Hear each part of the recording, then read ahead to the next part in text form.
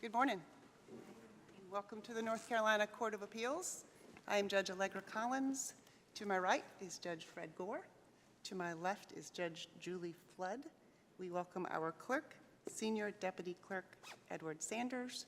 We welcome our marshal today, Officer Remillard. Thank you for being here.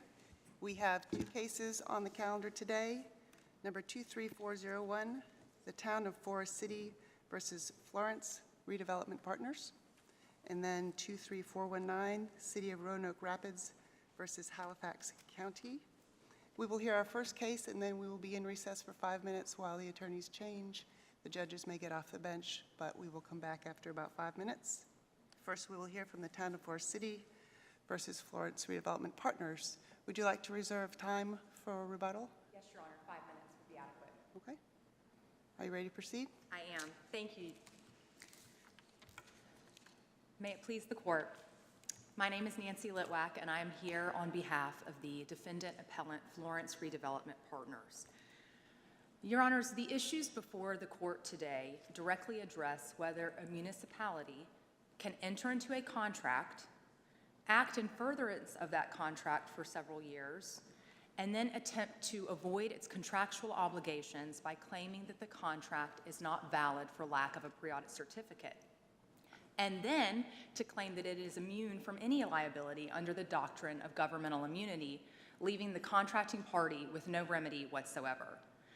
The decision today will directly implicate the public and private parties' ability to contract with a municipality and to rely on the terms, representations, and warranties in a contract that it thought was valid.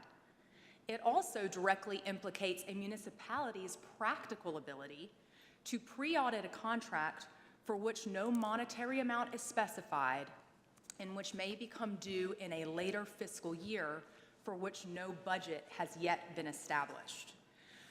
Your Honor, the appellant, we are appealing 3 different orders. Number 1 is a May 16th, 2022 order denying the appellant's motion for leave to amend to assert additional counterclaims. Number 2 is a July 29th, 2022 order denying a motion for revision and/or reconsideration based on newly discovered evidence. And number 3, which I will start with today, is the September 12th, 2022 order and entry of judgment on the cross motions for summary judgment filed by both parties. There are only a few facts, Your Honor, that I want to jump into before I start discussing the legal issues, and they all are relevant to each legal issue discussed today. This matter really concerns a purchase contract between my client, the appellant Florence Redevelopment Partners, and the appellee, the Town of Forest City, North Carolina, regarding the purchase and development of a historic mill located in downtown Forest City. The parties entered into a purchase contract on June 25th, 2019. That purchase contract is in the record located on pages 49 to 62. I will discuss certain of the provisions in light of the legal arguments that I make, but for purposes of now, Your Honors, the timeline of performance stretched over months. There was an inspection period akin to a due diligence period that was to last for 90 days from June 25th, 2019 up until September 23rd, 2019 at the latest, for argument's sake. By the deadline for that, the appellant was to provide the city with a notice of suitability if it wished to proceed with the contract or with the closing on the mill. The contract also contemplated that closing would take place 30 days after the notice of suitability was provided. So stretching that out at the latest, then that would put October 23rd, 2019, again for argument's sake. The notice of suitability, there is no doubt that it was provided on October 21st, 2019, already roughly a month late under the terms of the purchase contract. For argument's sake, then, that would put closing 30 days later at November 21st, 2019. And arguably, at that point, the contract could have been terminated, or There is an argument that there was an automatic termination due to the late notice of suitability. Yes, Your Honor. However, for over a year after that, the parties continued to act in furtherance of that purchase contract, working on a development agreement, continuing to perform certain due diligence, and all this time, the appellant continued to expend funds in reliance and on the contract still being valid, and the parties' voluminous conversations going back and forth over those months. However, a year later, on November 4th, 2020, the town appellee sent a notice of termination to the appellant, citing the failure of certain conditions precedent to closing, not the notice of suitability. That was 1 year after the notice of suitability was provided and approximately a year and a half after the purchase contract was entered into.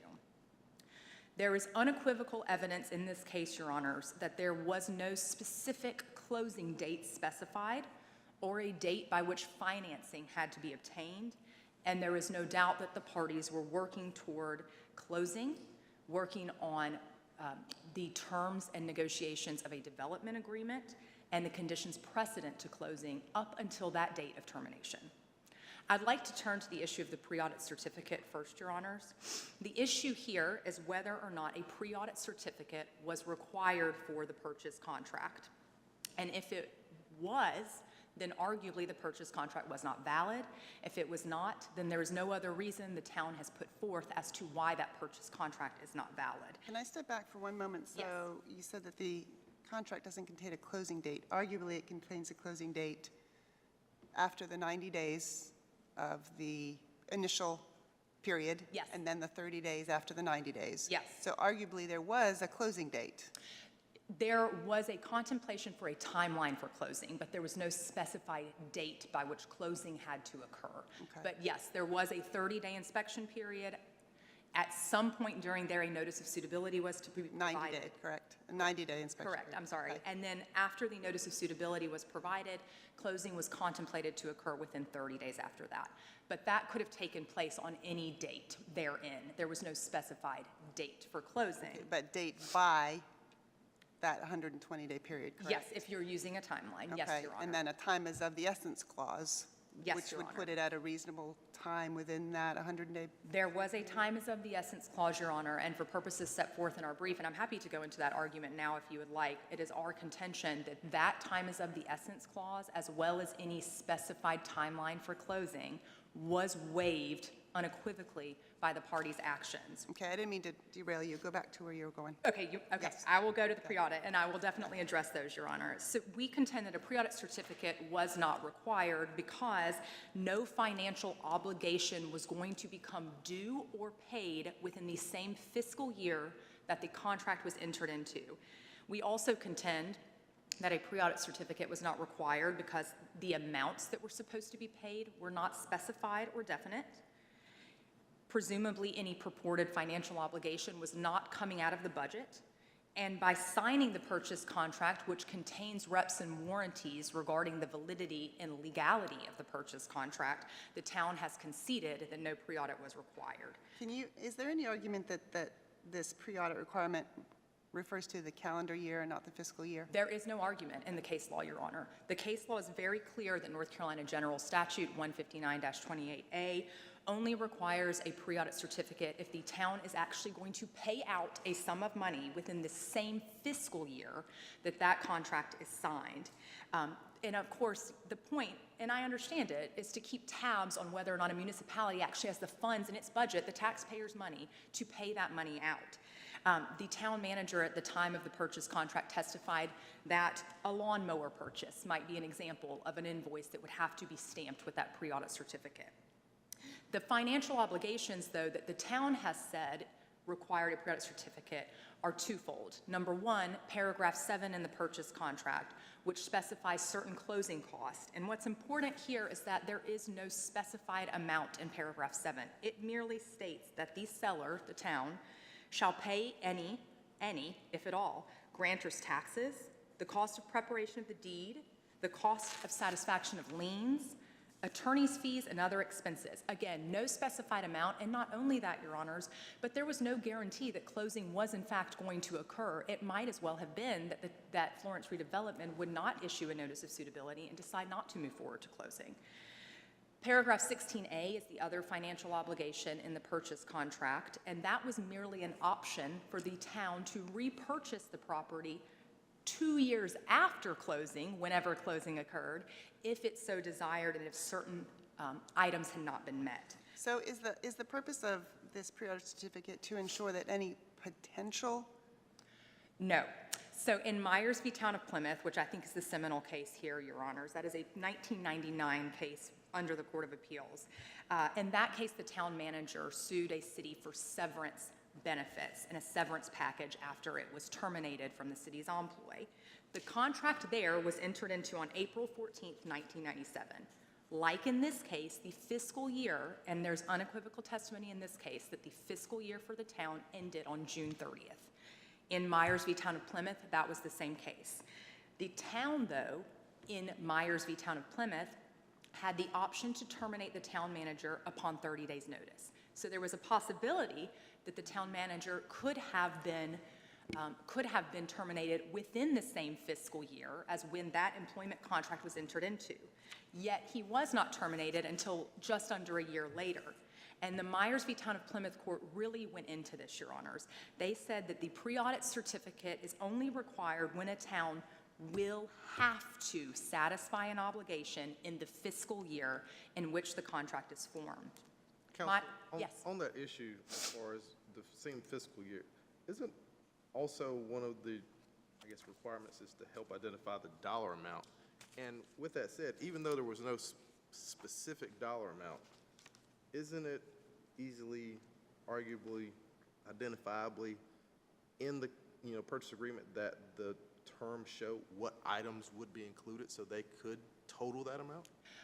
Your Honor, I don't know, and there hasn't been much evidence to that fact, but I will tell you that during the depositions, John Condrey, who was the town manager at the time that this was entered into, testified that at the very least they would need an estimate of an amount in order to do a pre-audit certificate. And I'm sorry, I misspoke.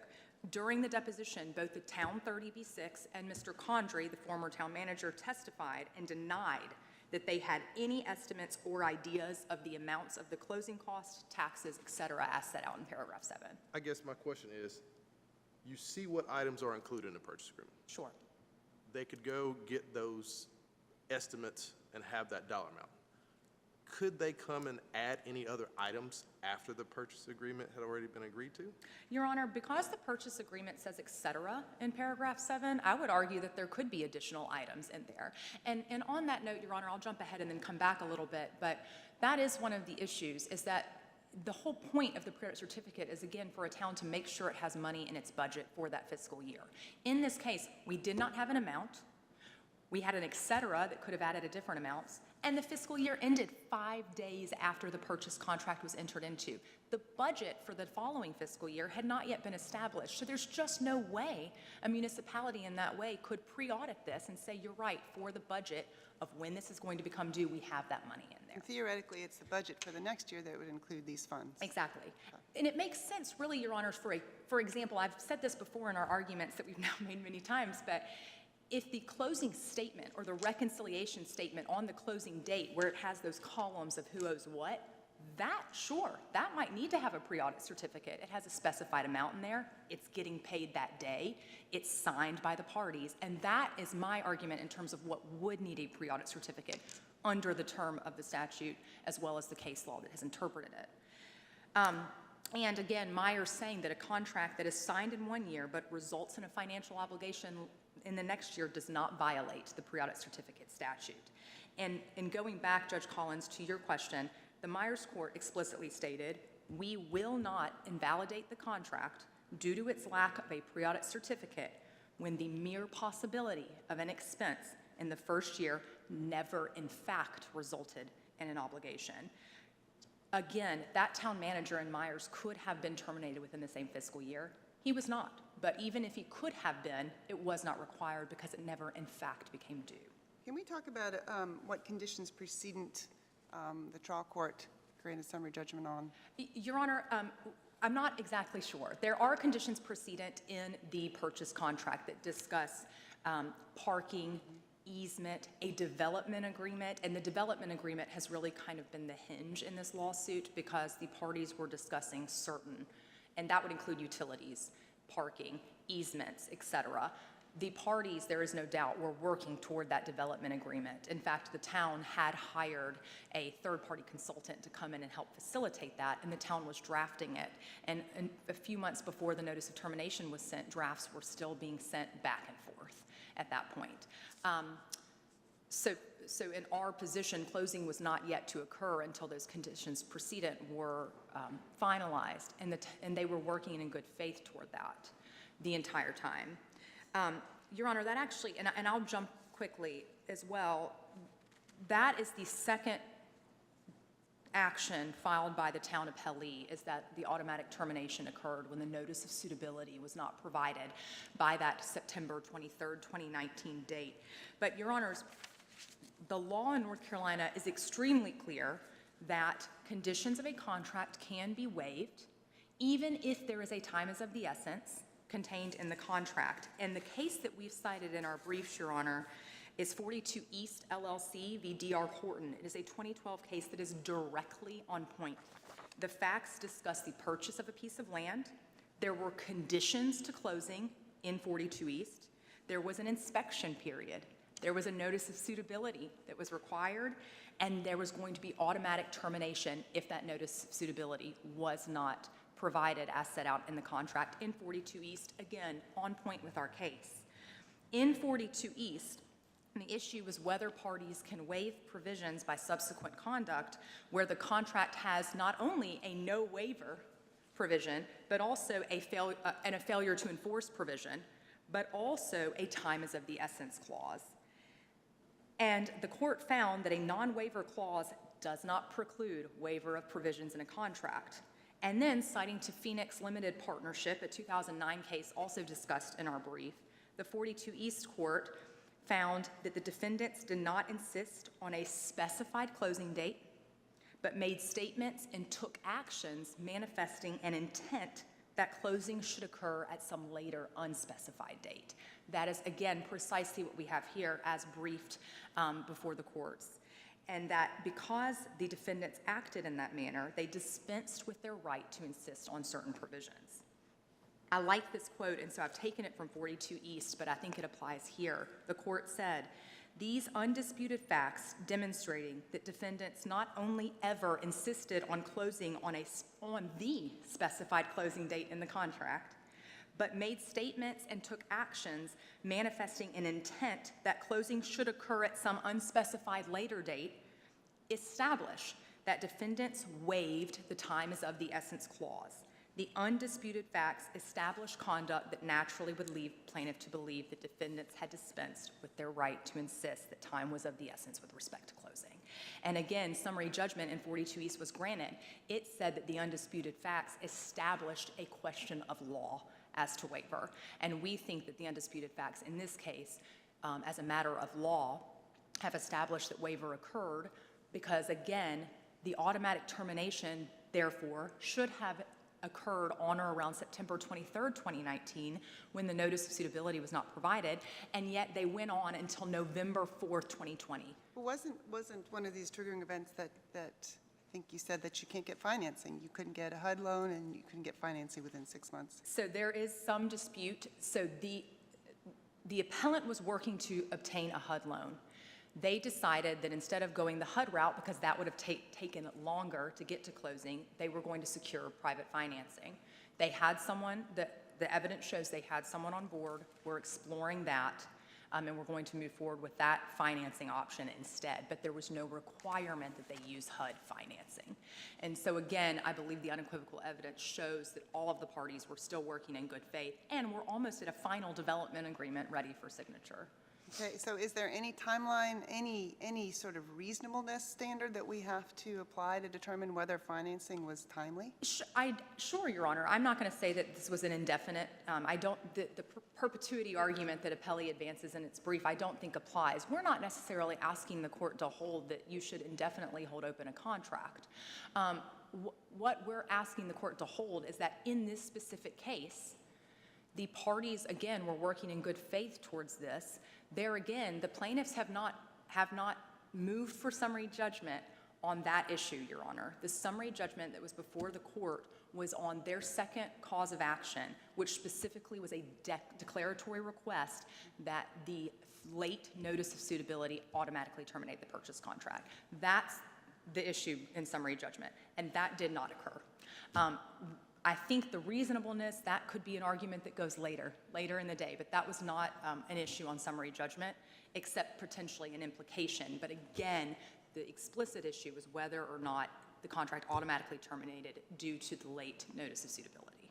And that's where we believe waiver unequivocally existed in light of the fact that the parties continued working for over a year together on that. Can you walk me through the argument of sovereign immunity? Yes, governmental immunity, Your Honor, and this comes into play specifically after the pre-audit certificate. I'm happy to answer any other questions regarding the pre-audit certificate. I think our brief does a great job in explaining the case law requiring the actual money to come due within the same fiscal year. We've cited to Myers, to Davis, we've cited to M-Series, and I just don't think there's any doubt that the fiscal year ended 5 days after the contract. Can you address parting the opposite side's argument that allowing this within the 5 days, some sort of contract within the 5 days prior to the end of the fiscal year is going to create some kind of floodgate opening? Yeah, I see their point, Your Honor, but again, they chose to enter into a contract on June 25th knowing that their fiscal year ended on June 30th. And again, they cannot pre-audit stamp that without knowing the budget and without knowing the specified cost or the timeline or if the costs were even going to come into play. Again, neither of the costs that the town relies on were necessarily going to even be incurred, let alone not within the same fiscal year. And so if the town wants to not enter into a contract with 5 days, then the town's a sophisticated party and can have the contract start on July 1st, the next fiscal year, if it's so desired.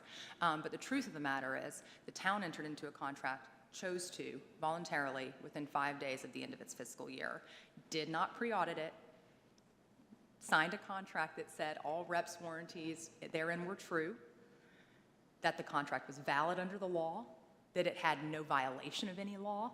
These are all the reps and warranties, and they're contained in paragraphs 13 and 18 of the purchase contract. So while I see the issue there, again, I think for that reason, then, the town should be looking at when it enters into its contracts. Governmental immunity, Your Honors. The big point here, in my opinion, is because a pre-audit certificate is not required, a valid contract exists. That is the only reason they claim that contract is not valid, is the pre-audit certificate. That is not required under the case law. So because there's a valid contract then, the town has waived governmental immunity under one of the 3 ways that a municipality can waive governmental immunity. Valid contract is one of them. We cite to Smith v. State and Ray v. City of Greensboro that, again, entering into a valid contract is an implicit consent to be sued for damages. Here, Your Honor, as such, that ends the inquiry. Secondarily, though, we believe that this is a proprietary versus governmental capacity.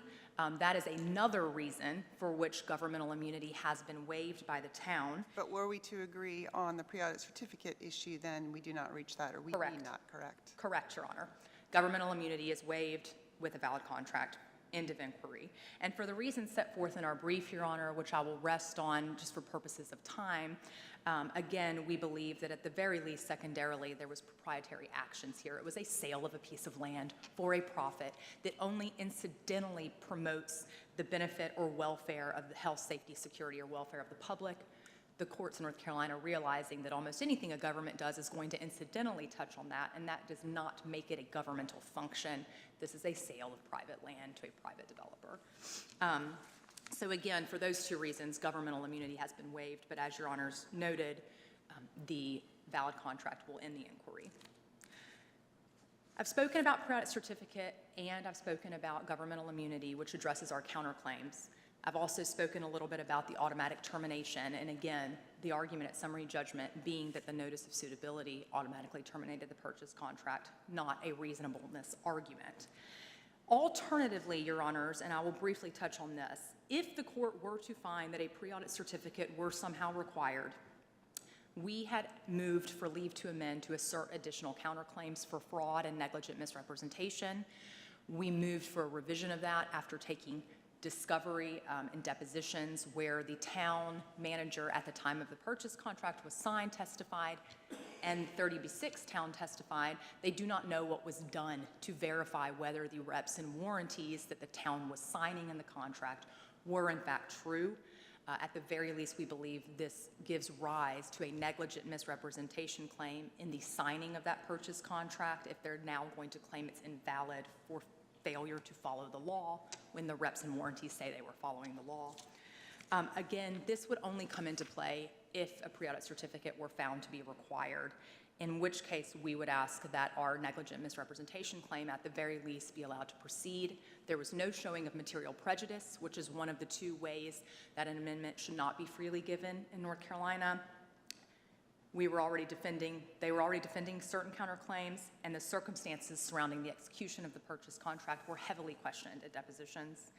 And finally, the futility argument that the town argued in response to our request to insert additional counterclaims was based on governmental immunity, again, with a valid contract or with proprietary government. We believe that that has been waived. And in closing, Your Honors, because I'm about to get into my rebuttal time, I just want to clarify what we're asking for. The town has 3 causes of actions in its complaint, one for breach of contract, one for, and they're all declaratory actions, one for breach of contract, one for automatic termination due to a late notice of suitability, and one for lack of a contract due to the pre-audit certificate.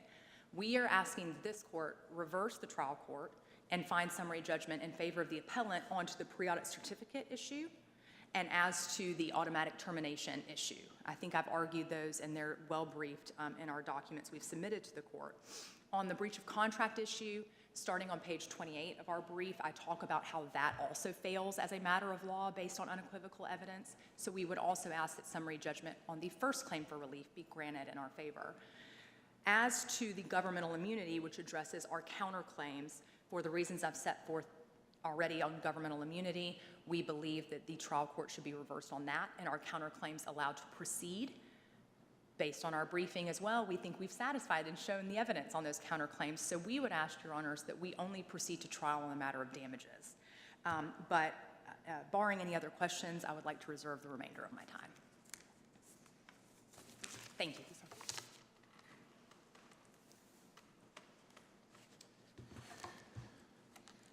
Good morning. May it please the court. Daniel Peterson for the town of Forest City.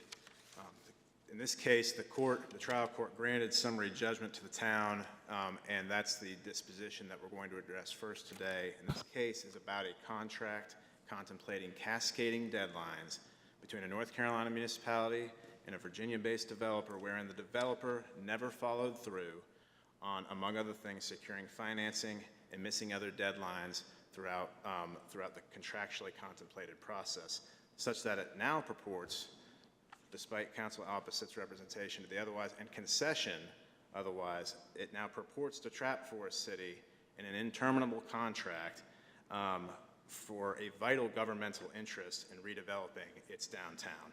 Town should not be punished for trying to salvage a course of action in redeveloping in that governmental function, that very basic governmental function of keeping its town free of blight, in an effort to try to make a contract with a party work, particularly where there are, as there were here, expiring tax credits that the defendant knew about this entire time and made representations that they could complete this project in 22 months.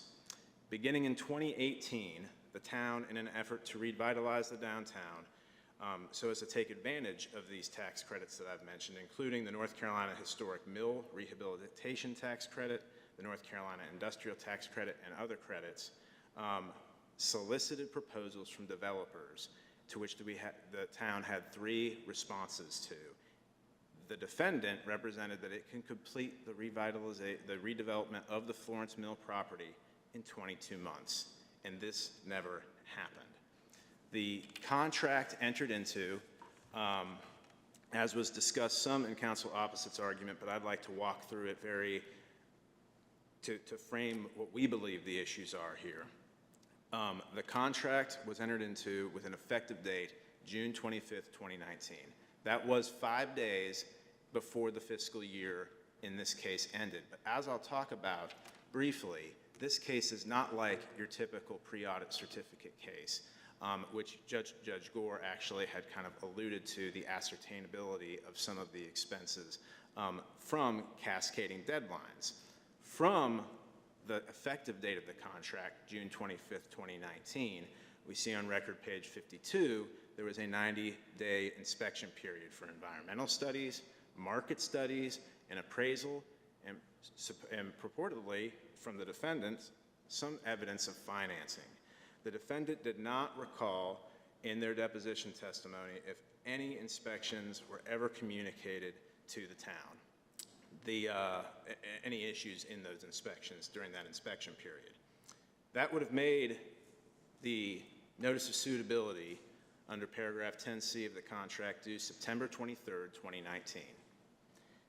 Then, and as I'll discuss in a little while, that never happened either.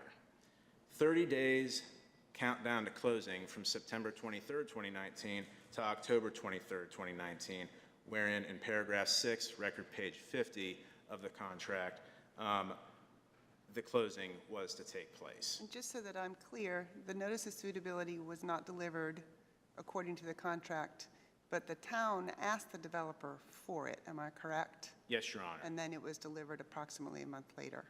There was a kind of non-responsive response from the developer, and then eventually a month and a half or so later, I believe it was delivered in November 2019 in an undated document, which we had to develop through deposition testimony when it was even delivered. And no notice of termination was sent at that point, correct? No, it was not, Your Honor.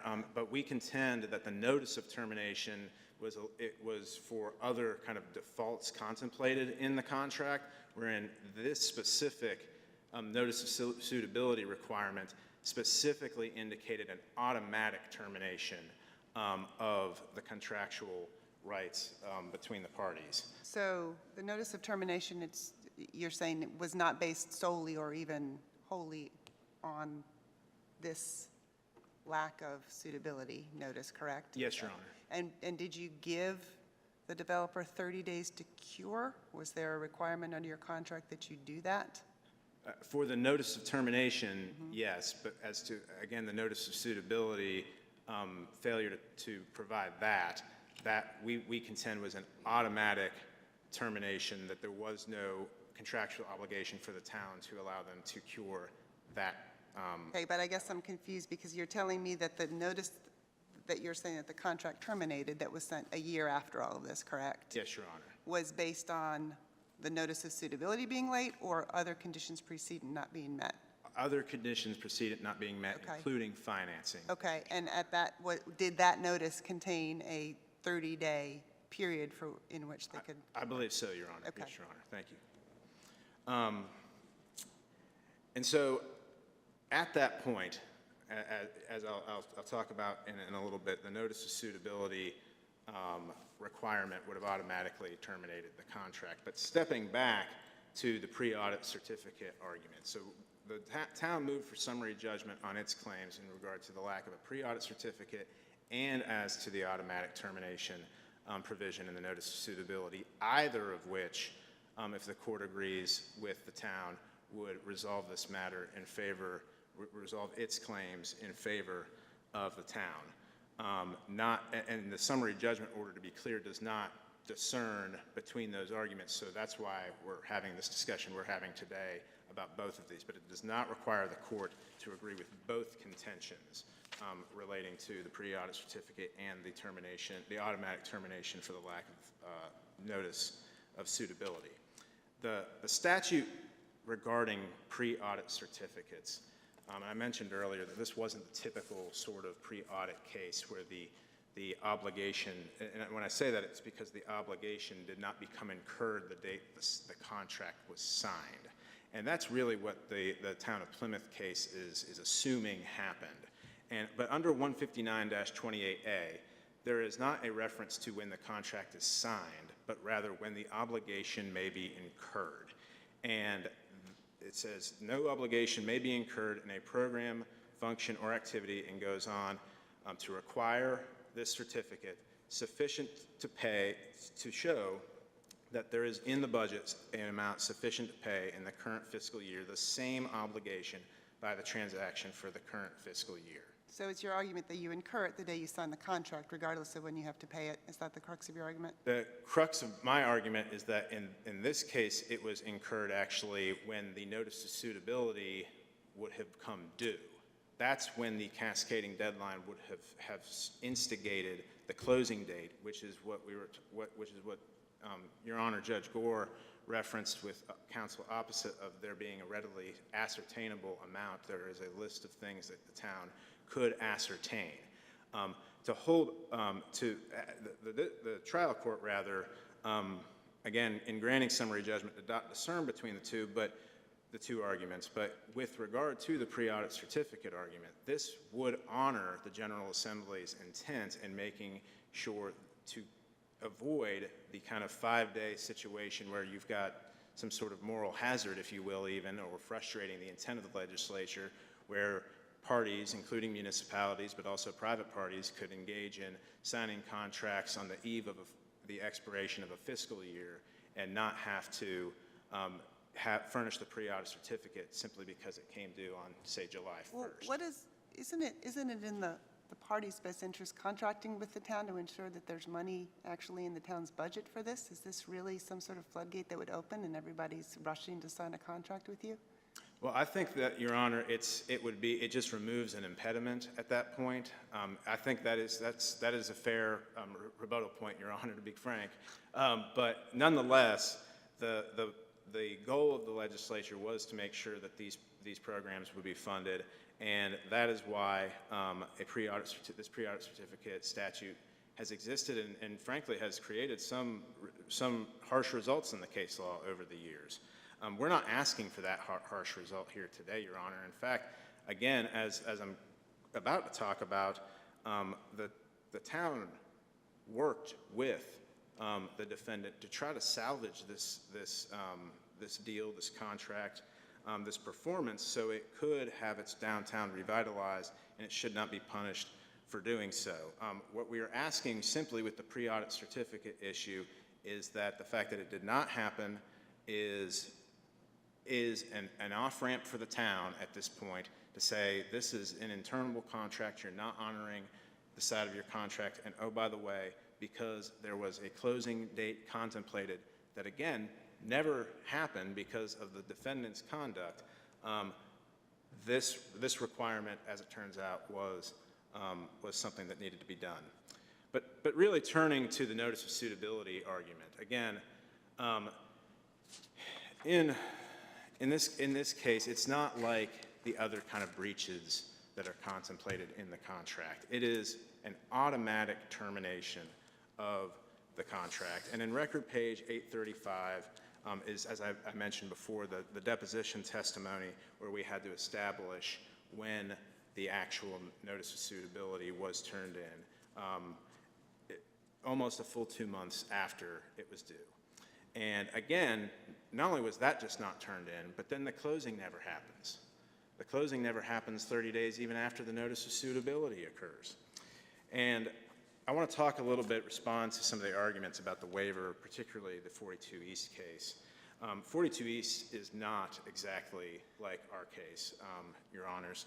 It does not involve a municipality, and that's going to be important because a town can only act through its board. And that's why our provision in our contract that refers to the parties requiring a written amendment to amend the contract, an amendment in writing, not an implied amendment, is so imperative. And there never was that writing. We talked about that it's within the deposition testimony of the defendants. There is never an established amendment to the contract. And that's because these and the other factor here that distinguishes us from 42 East is this just wasn't, as counsel opposite indicated, some sort of just private land transaction. This was a redevelopment, a governmental function, which I'll talk about in a bit, where the defendant knew a priority for the town was securing tax credits for the redevelopment of its downtown area that were expiring. There was it was not just a general time is of the essence as we so often see in purchase contracts for real estate. There was a specific reason that one, the time was of the essence, that there was requirement for amendment of the contract in writing, and two, that the town, notwithstanding that, tried to make this work for a year afterwards.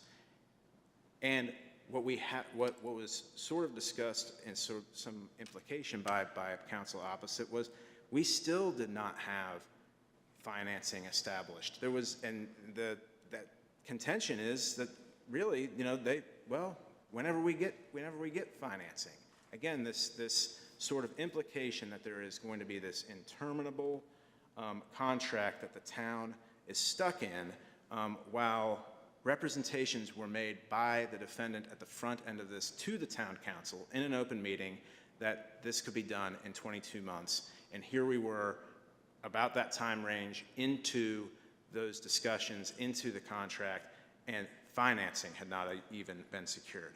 Thus, waiver could not have happened. Towns should not be punished simply for trying to make a governmental function work with the contracting party.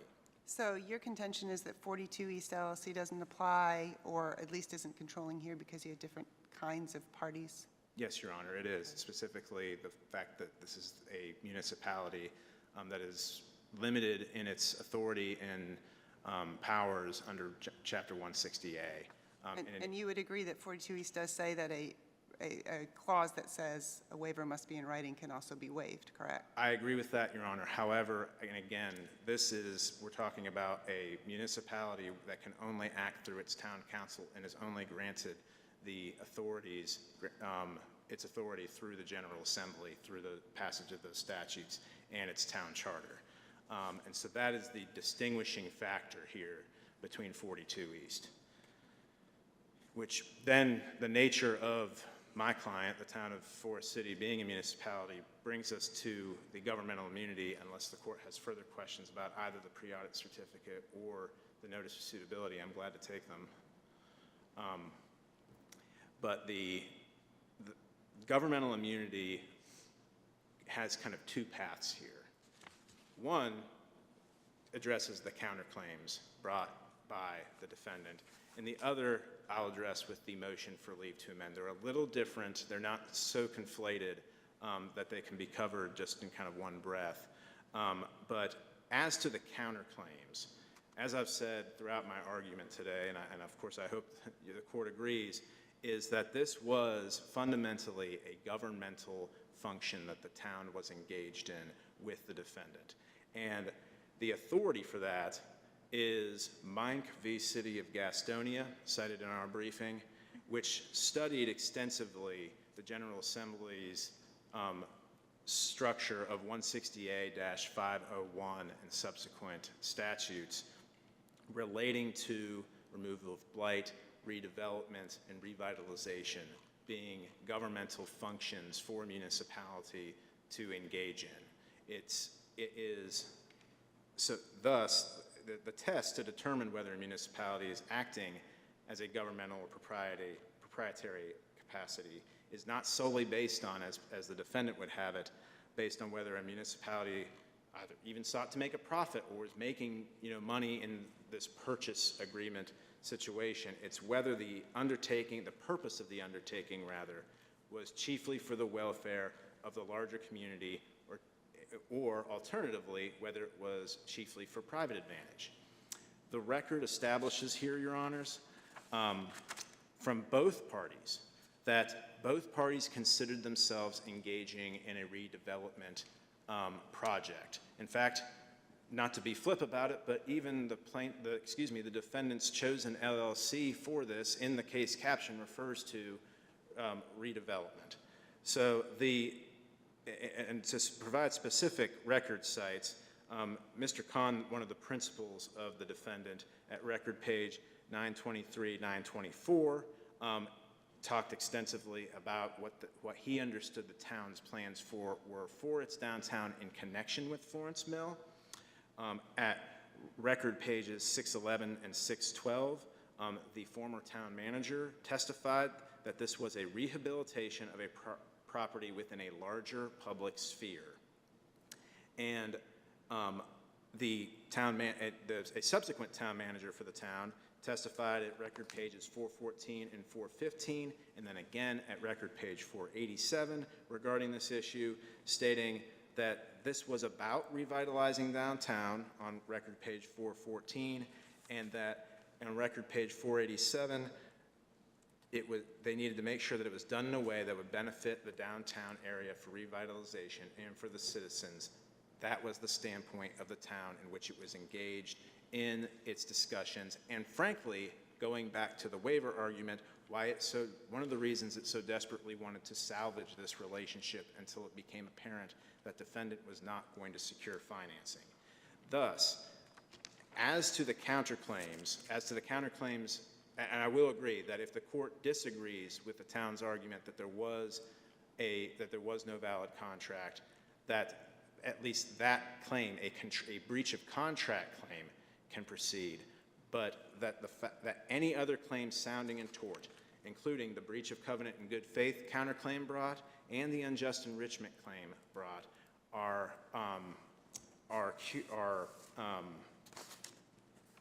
the governmental immunity applies, and there is an absolute defense to that. In addition, and now kind of phasing into that second pathway as to the motion for leave to amend, but also within sort of the counterclaims after the breach of contract, it's the fact over whether these claims do sound in tort or in contract. The existence of a valid contract, of course, cannot control tort claim, whether a tort claim survives governmental immunity. And in this case, there has been no allegation that the town has otherwise waived governmental immunity except for through this putative contract. Thus, any claim, regardless of whether the court agrees with the town's argument as to the validity of the contract, any claim that sounds in tort, including, again, the breach of covenant and good faith, the unjust enrichment counterclaims, and all of the fraud and other claims brought in the motion for leave to amend, simply are not actionable against the town under this governmental versus proprietary capacity argument that I've walked through already. Because, as in a case, an unpublished case, I admit, but the only one on point, Best v. County of Cumberland, the court commented that claims for the breach and covenant of good faith and fair dealing are subject to governmental immunity. And in M-Series Rebuild, which is cited by both parties in their briefing, and in Data General in the kind of context of the, the pre-audit certificate cases where there is often an unjust enrichment claim brought as an alternative, those claims are also, notwithstanding the pre-audit certificate issue, subject to the application of governmental immunity. And thus, the kind of first study is whether it is a claim in contract, a duty arising out of a putative contract, or a claim arising under tort. And if it is a claim arising out of the contract, that is when the court will address the pre-audit certificate contentions and the notice of suitability contentions in relation to whether that formed a valid contract, but as to any other claim, the claims grounded in tort, rather, and that is both in counterclaims and the motion for leave to amend. Those are all claims in tort, and therefore, because this was a governmental function, governmental immunity must apply. I know I've got some balance of time left, but those were my prepared remarks, and I'm glad to answer any questions the court may have. Counsel, assuming argument's sake that they get to it, walk back through one more time as far as the town not waiving governmental immunity for the court. Yes, Your Honor. It's not waiving governmental immunity. the town can waive governmental immunity in a few ways, one of them being through the purchase of liability insurance. That's not a contention here.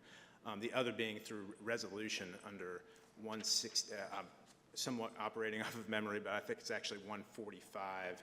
It's in chapter 145, but that's kind of a bigger city situation where the town can pass a resolution waiving governmental immunity up to $1 million, which would not apply here. And then there is whether there is a valid, whether they've entered into a contract to kind of avoid the result of towns entering into contracts and then there being a dispute and the town saying governmental immunity, I win.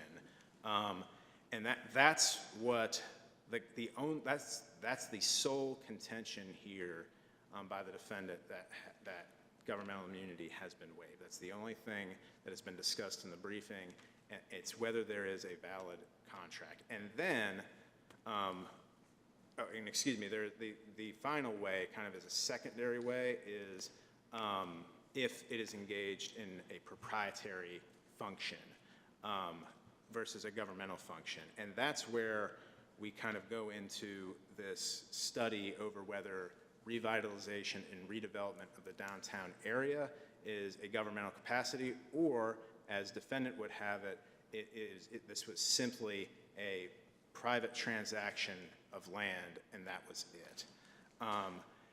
And that goes to whether governmental immunity has been waived as well, because under a proprietary function, cities are engaging almost as a private entity, trying to make money, though there are some exceptions to that, like a water utility. I think that's kind of an interesting exception to the governmental versus proprietary capacity study. Their argument is that there's not going to be a present by the town in the mill and in the continuing ongoing activity. So walk me through that. Oh, thank you, Your Honor. I'm sorry if I was kind of spinning out a little bit on that.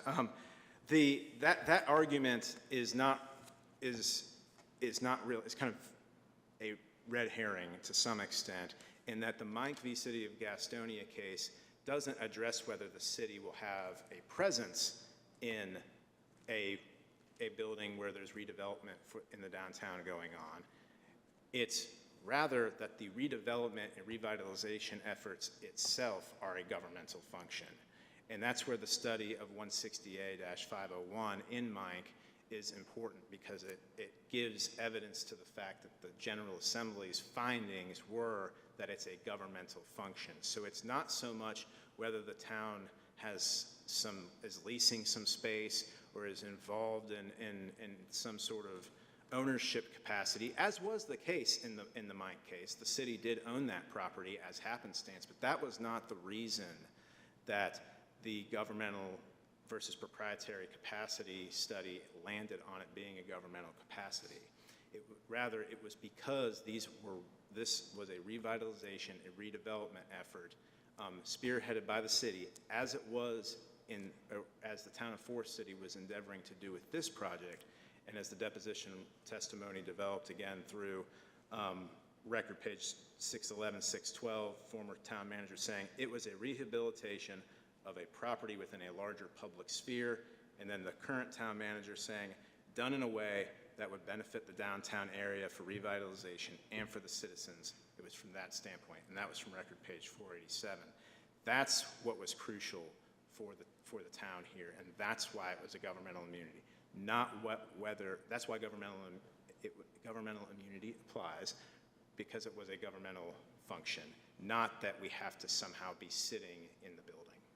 I just want to take you back to the notice of termination that was sent in the contract. So I'm looking at page 56 of the contract, and it's my understanding that that notice of termination was sent basically under 15 default subsection C notice. Am I correct on that? Yes, Your Honor. Okay, and it says that in the event of a default in the performance of any obligation, the non-defaulting party shall give the defaulting notice of such default, specifying in reasonable detail the nature of the default, and then shall give them a 45-day period to cure, correct? Yes, Your Honor. So when I read the notice of termination, it just says failure of conditions precedent, and it seems like we're all a little bit foggy on the specific detail. And I don't see anything in here about 45 days to cure, it seems to terminate the contract at that time. Can you tell me about those two things? Yes, Your Honor. First, that our position is that this was the notice of suitability was a different creature than kind of the rest of the conditions. So the notice of suitability, from maybe what I understand is you're saying it was sort of automatic and you didn't have to Correct. send them something. Correct, Your Honor. That's the main contention, to be honest, at this stage. But That this quite literally has nothing to do with anything? well, on the issues before the court, I would contend probably not. Not. That yes, Your Honor. Okay. And but to answer the court's question, I think that if they had cured, for instance, if they had gotten financing within 45 days, I think that would be a compelling argument for the defendant. But again, that's not what happened here.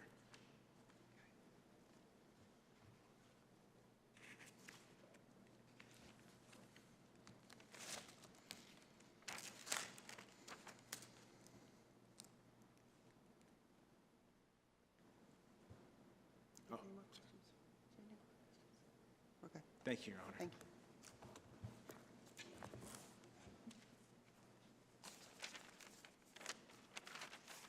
Can I take your time? Briefly, I'll jump onto governmental immunity, Your Honors. Quickly, we do also make the secondary argument that the government was engaging in a proprietary, not governmental function. That is contained on our brief, pages 25 to 27. I want to distinguish the Meinke case, Meinke v. City of Gastonia, which the town has heavily relied on. The issue in Meinke was whether the leasing by a city, leasing, not sale, of unused property is generally governmental or proprietary. In that case, the city had determined that one of the key things that they needed was bringing artists into downtown. So they started leasing this unused property to artists, and the city maintained responsibilities for that building, including maintaining the exterior of the premises, the right to inspect it at any time, and the art guild was required to use the space solely for an art gallery, studio, and shop available to the public. In Mike, the city was going to receive 90% of all the rents earned, in addition to 15% of the gross receipts. And so, unlike in that case, in this case, our town of Forest City was not going to be continuously involved, was not going to receive anything, maintain, etc. This was the sale of private property to a private developer. It was a private contract. The town conceded that the mill was a private investment and project. Mr. Condrey, the town manager, said any public benefit or impact would be akin to any other private development of any building. He also said the town was not going to be directing the design documents, merely doing what it does in normal private developments, issuing permits, running inspections, etc.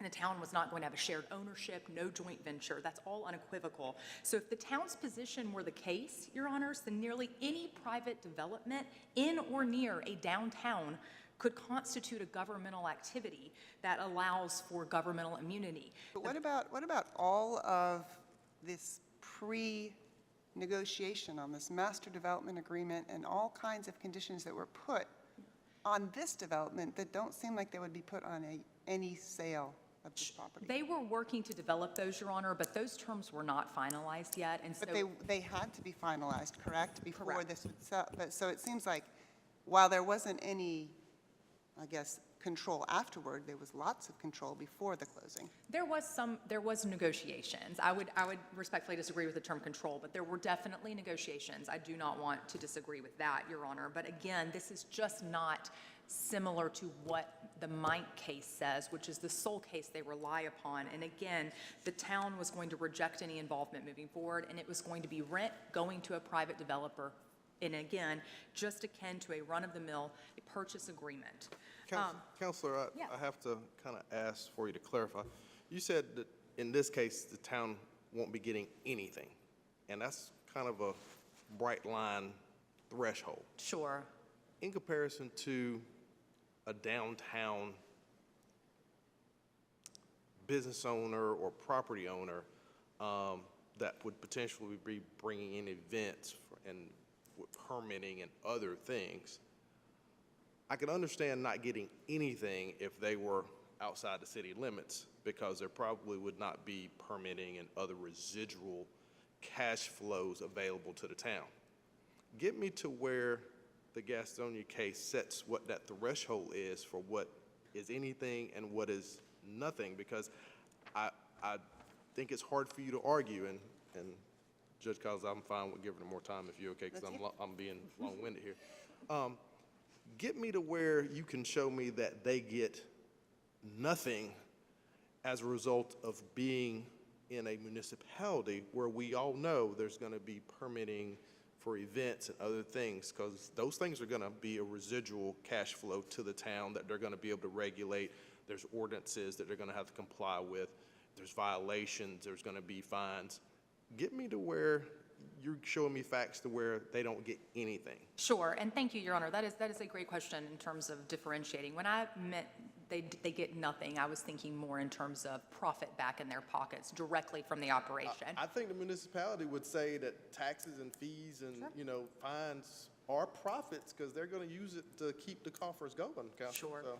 So. The Mike case discusses this, and I will leave Your Honor with this and respectfully urge the court, due to my lack of time, to really study the 42 East case as well, which I wanted to talk on, as well as the Mike case, the 42 East going to time is of the essence. But the Mike court noted that urban revitalization efforts could seemingly cast a wide net encompassing a number of local government endeavors, many of which may be more commercial in nature and less geared toward remedying blighted areas and promoting the public interest than defendants in Mike's cooperative enterprise here with the Art Guild. And I think that language somewhat addresses, I hope, Your Honor's question regarding some sort of differentiation between urban revitalization of blighted areas and cooperative enterprises and more commercial activities. Thank you. Thank you. Thank you. Thank you. Thank you both for your excellent arguments. We will be in recess for 5 minutes while we switch over.